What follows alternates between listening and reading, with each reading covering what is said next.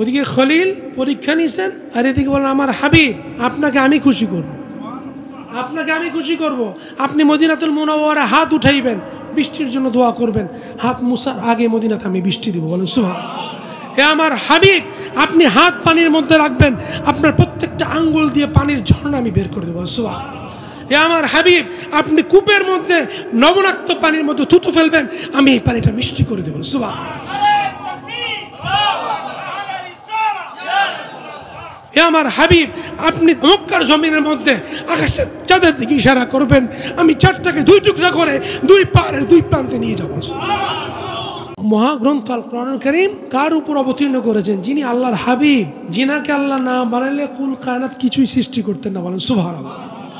আল্লাহ যারা আশেক, আল্লাহ যাকে হাবিব বানিয়েছেন, ইব্রাহিম আলাইহিস সালাম হচ্ছেন খলিল। খলিল অর্থ বন্ধু, হাবিব অর্থ বন্ধু।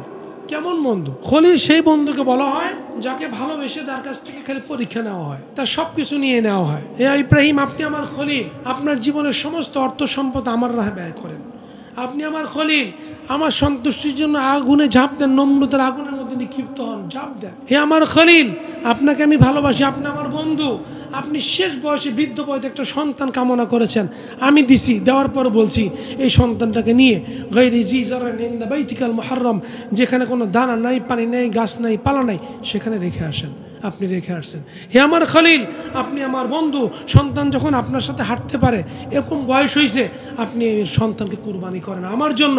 আপনি আমার খলিল, আপনার জীবনের সমস্ত কিছু পরীক্ষা দেন, পরীক্ষা দিতে দিতে সমস্ত পরীক্ষায় 100তে 100 পাস, বলে সুবহানাল্লাহ।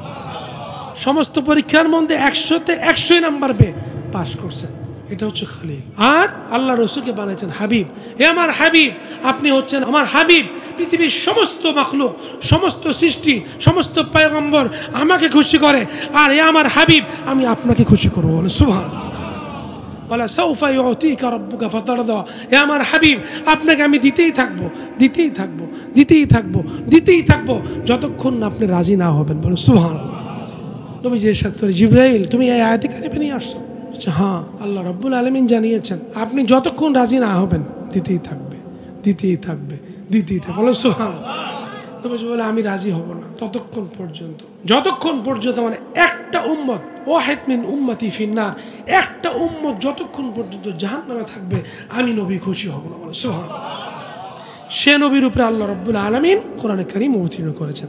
আল্লাহ রাব্বুল আলামিন আমাদের নবীকে হাবিব বানিয়েছেন, হাবিব। ওদিকে খলিল পরীক্ষা নিয়েছেন, আর এদিকে বলেন আমার হাবিব আপনাকে আমি খুশি করব, আপনাকে আমি খুশি করব। আপনি মদিনাতুল মুনাওয়ারা হাত উঠাইবেন, বৃষ্টির জন্য দোয়া করবেন, হাত মুসার আগে মদিনাতে আমি বৃষ্টি দেবো, বলেন সুবহানাল্লাহ। এ আমার হাবিব আপনি হাত পানির মধ্যে রাখবেন, আপনার প্রত্যেকটা আঙ্গুল দিয়ে পানির ঝর্ণা আমি বের করে দেবো, সুবহানাল্লাহ। এ আমার হাবিব আপনি কূপের মধ্যে লবণাক্ত পানির মধ্যে থুতু ফেলবেন, আমি এই পানিটা মিষ্টি করে দেবো, সুবহানাল্লাহ। এ আমার হাবিব আপনি মক্কার জমিনের মধ্যে আকাশের চাঁদের দিকে ইশারা করবেন, আমি চাঁদটাকে দুই টুকরা করে দুই পাড়ের দুই প্রান্তে নিয়ে যাবো। আপনি আমার হাবিব, আমি আপনাকে খুশি করব, আমি আপনাকে খুশি করবো, আপনি যা চাইবেন আমি তাই দিব। এই রহমাতুল্লিল আলামিনের উপরে আল্লাহ রাব্বুল আলামিন এই কোরআনে কারীম অবতীর্ণ করেছেন। আল্লাহর হাবিব রহমাতুল্লিল আলামিনের উপরে কোরআনে কারীম অবতীর্ণ করেছেন। আল্লাহ রাব্বুল আলামিন ইরশাদ করতেছেন, আমি যে আয়াতে কারিমা তেলাওয়াত করেছি, লাকাদ মান্নাল্লাহু আলাল মুমিনিন, আমি মুমিনদের উপর দয়া করছি, বলুন সুবহানাল্লাহ। আমি আমার হাবিবকে তাদের মাঝে পাঠাইছি, সুবহানাল্লাহ বলেন।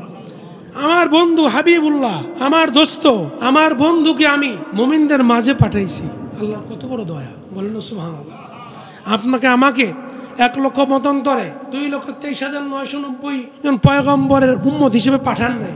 আল্লাহর হাবিব, আল্লাহ যারা আসে, আল্লাহ যাকে নিয়ে মেরাজে নিয়ে আরশে আজিমের মেহমান বানিয়ে আল্লাহ যার দিদার দিয়েছে, বলে সুবহানাল্লাহ, সে নবীর উম্মত হিসেবে আপনাকে আমাকে পছন্দ করেছেন। আল্লাহ তাআলা ইরশাদ করতেছেন, লাকাদ মান্নাল্লাহু আলাল মুমিনিন, আমি মুমিনদের উপর ইহসান করছি, দয়া করছি, মুমিনদের আমি বড় ভালোবাসি। আমার হাবিবকে আমি তাদের মাঝে পাঠাইছি, বলে সুবহানাল্লাহ। ইজ বাআসা ফীহিম রাসূলাম মিন আনফুসিহিম, আমি তাদের মাঝে আমার হাবিবকে পাঠিয়েছি। ইয়াতলু আলাইহিম আয়াতি, আমার হাবিব তাদের কাছে এসে কোরআনের আয়াতগুলি তেলাওয়াত করে করে 1 নম্বরে তাদের ঈমানকে শিক্ষা দিবে, বলে সুবহানাল্লাহ। কি শিক্ষা দিবে? কি শিক্ষা দিবে? 1 নম্বরে কি শিক্ষা দিবে? কে বলছে? ইয়াতলু আলাইহিম আয়াতি ওয়া ইউযাক্কিহিম, এবং তাদের হৃদয়টাকে বিশুদ্ধ করাই দিব। আত্মশুদ্ধির মাসালাগুলি শিক্ষা দিয়ে আত্মাটাকে বিশুদ্ধ করাই দিব। ওয়ায়ুআল্লিমুহুমুল কিতাব ওয়াল হিকমা, আমার হাবিব আমার বান্দাদেরকে জাহিরি ইবাদত শিক্ষা দিয়ে বলেন সুবহানাল্লাহ। আল্লাহ রাব্বুল আলামিন কি বলছে আপনারা এই আয়াত কারিমার দিকে একটু লক্ষ্য করেন, আলোচনা বুঝতে সহজ হবে আমাদের। আল্লাহ ইরশাদ করতেছেন আমি মুমিনদের মাঝে আমার হাবিবকে পাঠাইছি, সুবহানাল্লাহ। আমার বন্ধুকে আমি তোমাদের কাছে পাঠাইছি। আমার বন্ধু এসে তোমাদেরকে ইয়াতলু আলাইহিম আয়াতি, কোরআনের আয়াতগুলি তেলাওয়াত করে করে এক নম্বরে তোমাদের ঈমানকে সংশোধন করে তোমাদেরকে ঈমানদার বানাবে, বলে সুবহানাল্লাহ। ঈমানদার হওয়ার পর তোমরা আমল করবা, তোমাদের উপর আমল ফরজ হবে। আল্লাহ বলতেছেন এই আমল দুই ভাগ, কয় ভাগ? জাহিরি ও বাতিনি। আল্লাহ রাব্বুল আলামিন ইরশাদ করতেছেন আপনি এক নম্বর ঈমানকে শিক্ষা দিবেন, ওয়ায়ুযাক্কিহিম, এবং আমার রসুল আমার হাবিব তোমাদের কাছে এসে তোমাদের কলবের মাসালাগুলি শিক্ষা দিয়ে হৃদয়টাকে বিশুদ্ধ বানিয়ে দিবেন, সুবহানাল্লাহ।